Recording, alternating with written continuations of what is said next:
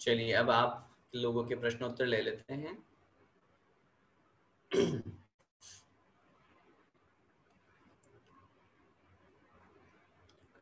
मोहित के नाम से यहाँ पर हैं।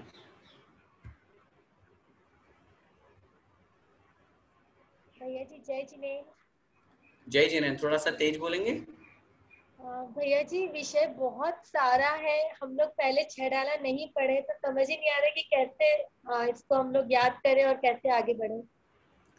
देखिए, 6 डाला नहीं पढ़े हैं तो कोई बात नहीं, क्योंकि 6 डाला में सामान्य चर्चा आई है और अब विषय तो बहुत सारा है भी सही। आप बार बार पढ़ेंगे तो निश्चित रूप से याद भी होगा और समझ में भी आएगा, क्योंकि जब पिछला बेस नहीं हुआ है तो यहाँ आपको थोड़ी सी ज्यादा मेहनत करनी होगी।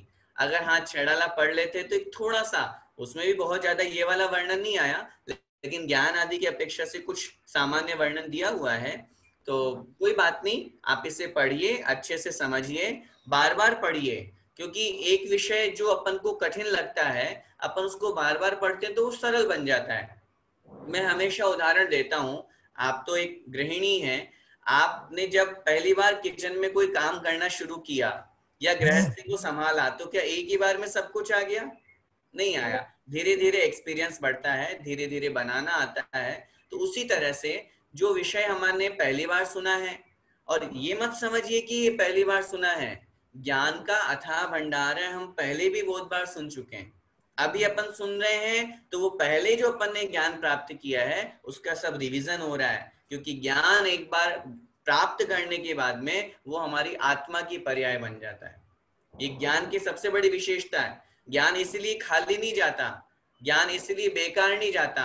जितने भी माताएं बहनें यहाँ बैठी हुई हैं, सुन रही हैं या और पढ़ती हैं कहीं से भी, वो बोलती हैं हमें याद नहीं होता। कोई बात नहीं, आप जितनी देर सुन रहे हैं आपकी आत्मा से वो आप उसे ग्रहण कर रहे हैं, वो ज्ञान आपकी आत्मा की पर्याय बन गया, क्योंकि आत्मा का स्वभाव है ज्ञान को प्राप्त करना। तो इसलिए वो कभी ना कहीं हमारे लिए उपयोग में आएगा। तो इसलिए चिंता की आवश्यकता नहीं है। आप थोड़ा सा और रिवीजन करें और समझेंगे तो निश्चित रूप से और अच्छे से समझ में आएगा। फिर भी नहीं आता है, आप प्रश्न कीजिए और उसको सरल उदाहरण के माध्यम से हम समझाने की कोशिश करेंगे। ये सब याद करना होगा ना भैया जी, ये सारी चीजें? देखिए, समझ लेंगे तो फिर धीरे धीरे याद हो जाएगा। मैं तो ये कहूंगा याद तो करना ही है। अब दोनों दृष्टि है याद करने की, एक तो अपनी आत्मा के कल्याण के लिए भी याद करना है और एक परीक्षा के लिए भी याद करना है, दोनों के लिए याद करना है। सूत्र तो याद होना ही चाहिए। फिर सूत्र के बाद में उसके जो डिटेल है वो सामान्य अपने को उतना तो समझ में आना चाहिए कि इस सूत्र में क्या कहा है, किसका वर्णन है। बाकी भले ही पूरा वर्णन अपने को याद अभी नहीं हो पाए, लेकिन इतना अपने को समझ में आना चाहिए ये सूत्र है तो इस सूत्र में क्या वर्णन है। कभी कहीं आचार्य श्री के मुखारविंद से, कहीं गुरु महाराज के मुखारविंद से कहीं पर सूत्र का उच्चारण हुआ तो अपने को तुरंत क्लिक होना चाहिए, हाँ ये सूत्र अपन ने पढ़ा था। जैसे उदाहरण, चर्चा चले कहीं पर कि देवों नारियों के अवधि ज्ञान होता है तो तुरंत अपने माइंड में आना चाहिए हाँ उनके भव प्रत्यय अवधि ज्ञान होता है, उनके अवधि ज्ञान की चर्चा चल रही है। तो इतना सामान्य अपने को वर्णन थोड़ा सा स्मरण में होना चाहिए तो पढ़ने का मतलब निकलेगा। लेकिन घबराने की जरूरत नहीं है, वो अभी नहीं होगा तो बार बार पढ़ने से होगा, हो जाएगा।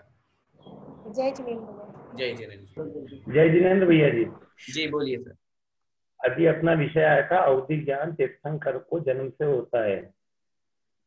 आदिनाथ भगवान को अवधि ज्ञान था तो उन्हें ये पता था कि मेरी दीक्षा होगी, मेरे को तप करना है और मेरे को मोक्ष जाऊंगा। तो फिर ये इंद्र को क्यों व्यवस्था करनी पड़ी नीलांजना को उनको भेजने की? क्या अवधि ज्ञान छूट गया था या भूल गए थे, क्या हुआ? बहुत अच्छा आपने प्रश्न किया है। देखिए, कोई भी तीर्थंकर हो, चाहे वो आदिनाथ भगवान हो चाहे महावीर भगवान हो, ये जितने भी तीर्थंकर होते हैं जन्म से 3 ज्ञान के धारी होते हैं। अब आदिनाथ भगवान अवधि ज्ञान से जान लेते कि भाई मेरी जो है आयु अभी बहुत कम रह गई है, 83 लाख पूर्व तो मैंने निकाल दिया, अभी तक मुझे वैराग्य नहीं हो रहा है। उसमें आचार्यों ने स्पष्ट वहां पर कथन किया है, अवधि ज्ञान कभी अपने लिए नहीं लगाया जाता, अवधि ज्ञान लगाना पड़ता है। देखो, ज्ञान स्वयं होना और एक लगाना, मति ज्ञान शुद्ध ज्ञान के द्वारा तो जाना जाता है, लेकिन अवधि ज्ञान लगाया जाएगा। अवधि ज्ञान 24 घंटे नहीं रहेगा। किसी ने प्रश्न किया, किसी ने पूछा महाराज हमारे साथ में ऐसा हो सकता है क्या? आप जहाँ भी पुराण आदि ग्रंथ पढ़ेंगे अपने प्रथमान योग के, तो आप वहां पर एक शब्द पढ़ेंगे, तब मुनिराज ने अवधि ज्ञान लगा करके बताया, तब मुनिराज ने अवधि ज्ञान लगाया। तो अवधि ज्ञान लगाया जाता है, और लगाने में भी वहां स्पष्ट रूप से उन्होंने लिखा स्वयं के लिए नहीं लगाया जाता कि अब मेरी कब दीक्षा होनी है, मेरा क्या काल आ गया, मेरा क्या समय होगा, ये स्वयं के लिए कभी भी अवधि ज्ञान नहीं लगाया जाता है। इसलिए आदिनाथ भगवान के साथ में वो घटना नहीं घटी, ये अपन को विशेष रूप से समझना चाहिए। बाकी अवधि ज्ञान जन्म से होता है तीर्थंकरों की, ये नहीं है, अपने लिए नहीं लगाया जाता जी, स्वयं के लिए नहीं लगाया जाता। अवधि ज्ञान के लिए प्रयास करना पड़ता है, लगाया जाता है मतलब प्रयास करना पड़ता है जीव को। नहीं, प्रयास का मतलब जैसे आपने प्रश्न पूछा महाराज मेरे साथ में मेरी अगली पर्याय क्या होगी, तो महाराज 2 मिनट ध्यान में बैठेंगे और अवधि ज्ञान लगाया उन्होंने 2 मिनट, क्योंकि उनको अवधि ज्ञान है। तो अब आंख बंद करेंगे, आंख खोल करके जहां से भी उनकी स्थिति बनेगी वो फिर आपको आपके प्रश्न के अनुसार उत्तर देंगे। ऐसा नहीं कि सीधा आपने प्रश्न पूछा और सीधा उत्तर दे देंगे, वो अवधि ज्ञान लगा करके फिर बता पाएंगे आपको, अगर उनकी द्रव्य क्षेत्र कालभाव की मर्यादा में है तो। ठीक है भैया। कविता जी सेठी। जय जिनेन्द्र भैया जी। जी बोलिए। मेरा पहला प्रश्न तो ये है कि आपने जैसे बताया छठे सातवें गुणस्थान में मुनि महाराज को मना पर्याय ज्ञान होता है, और अभी पंचम काल में छठा सातवां गुणस्थान तो है साधुओं के, तो क्या अभी मना पर्याय ज्ञान पाया जाता है? और दूसरा प्रश्न है कि आपने बताया ऋजुमति और विपुलमति मना पर्याय ज्ञान के बारे में, तो आपने बताया कि विपुलमति मना पर्याय ज्ञानी जो मुनि महाराज हैं वो छठे से सातवें में और सातवें से छठे में जब आते हैं तो उनका गुण स्थान तो गिर जाता है, छठे में आते हैं, तो क्या उस टाइम उनकी विशुद्धि कम हो जाती है? कैसे होता है मतलब वो चीज, तो कैसे आगे जंप करके ऊपर जाते हैं? दोनों प्रश्न आपके बहुत अच्छे हैं। सबसे पहला प्रश्न आपने किया कि जो मन पर्याय ज्ञान है ये छठे सातवें गुण स्थान में होता है, और वर्तमान में छठा सातवां गुण स्थान है, तो क्या मन पर्याय ज्ञान संभव है? और पंचम काल में तो होता नहीं है। उत्तर मिलेगा गुण स्थान की अपेक्षा बात करेंगे तो वर्तमान में सातवां गुण स्थान तक संभव है, लेकिन चूंकि मनः पर्याय ज्ञान की विशुद्धि या मनः पर्याय ज्ञान को प्राप्त करने के लिए तद्रूप जो द्रव्य क्षेत्र काल भाव का निमित्त है वो वर्तमान में नहीं है। गुण स्थान भले ही वर्तमान में है, लेकिन उतने परिणामों की विशुद्धि वर्तमान में नहीं है कि मनः पर्याय ज्ञान उत्पन्न हो जाए। इसलिए मनः पर्याय ज्ञान होगा छठे से 12वें गुण स्थानवर्ती मुनि महाराज को, क्योंकि मुनि के अलावा श्रावक को नहीं होता है। लेकिन फिर भी उस अपेक्षा से वर्तमान में मनः पर्याय ज्ञान नहीं कहा, गुण स्थान तो है। गुण स्थान तो सातवें गुण स्थान में शुद्ध उपयोग है मुनि महाराजों को, लेकिन मनः पर्याय ज्ञान नहीं है। दूसरी बात, जहां पर हम 64 रिद्धियों का वर्णन पढ़ते हैं तो आचार्य ने स्पष्ट रूप से कथन किया है वर्तमान पंचम काल में रिद्धियां नहीं होती है। जैसे 64 रिद्धियों में केवल ज्ञान रिद्धि है, मनः पर्याय ज्ञान रिद्धि है, अवधि ज्ञान रिद्धि है, तो मनः पर्याय ज्ञान की एक रिद्धि है। तो मुनिराज तो भले ही हैं, लेकिन मनः पर्याय ज्ञान की रिद्धि नहीं है, मनः पर्याय ज्ञान नहीं है उन मुनि महाराज को। 18 प्रकार की जो बुद्धि रिद्धि है उसमें मनः पर्याय ज्ञान भी आता है। तो इस अपेक्षा से वर्तमान में भले ही छठा सातवां गुण स्थान है, लेकिन मनः पर्याय ज्ञान नहीं है। दूसरा प्रश्न आपने किया ऋजुमति और विपुलमति की अपेक्षा। विपुलमति मनः पर्याय ज्ञानी मुनि महाराज छठे सातवें गुण स्थान वर्ती है। जब वो सातवें और छठे में घड़ी के पेंडुलम की तरह झूलते रहते हैं, जब वो छठे गुण स्थान में आएंगे तो परिणामों में विशुद्धि घटेगी तो सही। कहने का तात्पर्य जो संजुलन कषाय सातवें गुण स्थान में मंद उदय को प्राप्त हो गई थी, छठे गुण स्थान में आने पर उनके संजुलन कषाय तीव्र हो गई, लेकिन उससे उनकी ज्ञान की विशुद्धि कम नहीं हुई।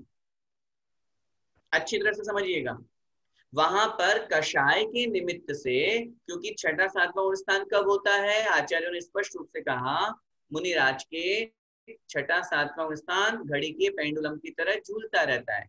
अभी छठा फिर सातवां, फिर छठा फिर सातवां। आचार्य श्री उदाहरण देते हैं, जैसे कि मुनि महाराज ने आहार के लिए अपना हाथ आगे बढ़ाया, मुझे आहार दीजिए। हाथ आगे बढ़ाना छठा गुण स्थान, खाने की इच्छा हुई, कषाय की तीव्रता, संजुलन कषाय की। जैसे ही भोजन हाथ में आया, अंजुलि में आया, उसका शोधन कर रहे हैं, परिणामों में विशुद्धि हुई, अरे कहीं कुछ गलत चीज तो नहीं है, अंतराय तो नहीं आ जाए, बाल आदि तो नहीं है, जीव हिंसा तो नहीं है, शोधन कर रहे हैं। जैसे ही आहार हाथ में आया, शोधन कर रहे हैं, गुणस्थान 7वां, उसको ग्रहण किया, आहार ले लिया, मुख में रखा, गुणस्थान 6, क्योंकि खाने की इच्छा हुई और उसमें स्वाद नहीं लिया, बस मुझे तो उदर पूर्ति के लिए खाना है, गुणस्थान 7वां। आचार्य श्री ये उदाहरण देते हैं, मुनि महाराज ने कदम बढ़ाया, गुणस्थान 6, नीचे देखा, अरे मुझे इरिया समिति से चलना है, कहीं मुनि महाराज जी मेरे निमित्त से हिंसा तो नहीं हो जाए किन्हीं जीवों की, उसी समय गुणस्थान 7वां। तो ये 6, 7वां गुणस्थान कषाय संजलन की तीव्रता और मंदता की अपेक्षा से चलता है, लेकिन जहां ज्ञान और मन परिज्ञान में विपुल मति मन परिज्ञान की विशुद्धि का प्रश्न आएगा, तो वहां पर उनकी विशुद्धि में 6ठे गुणस्थान में आने से उनकी विशुद्धि नहीं घटेगी, ज्ञान की विशुद्धि ज्ञान की अपेक्षा से बनी रहेगी, उनका विपुल मति मन परिज्ञान उतनी ही विशुद्धि वाला रहेगा, उसमें अंतर नहीं आएगा। तो फिर हम नीचे मतलब 6, 7वां क्यों बोलते हैं? फिर तो ज्ञान सेम ही रहेगा अगर 6ठे, फिर गुण स्थान को क्यों घटा रहे हैं यहाँ पे हम? मैंने निवेदन किया ना, गुणस्थान घटाने के पीछे कारण क्या है? कषाय की मंदता और तीव्रता। अच्छा, संजलन कषाय, क्योंकि मुनि महाराज के अनंतानुबंधी अप्रत्यक्ष अनावरण और प्रत्यक्ष तीनों तो चली गई, अब बच्चा संजलन। 6ठे गुणस्थान की परिभाषा आचार्यों ने क्या लिखी? प्रमत्त विरल।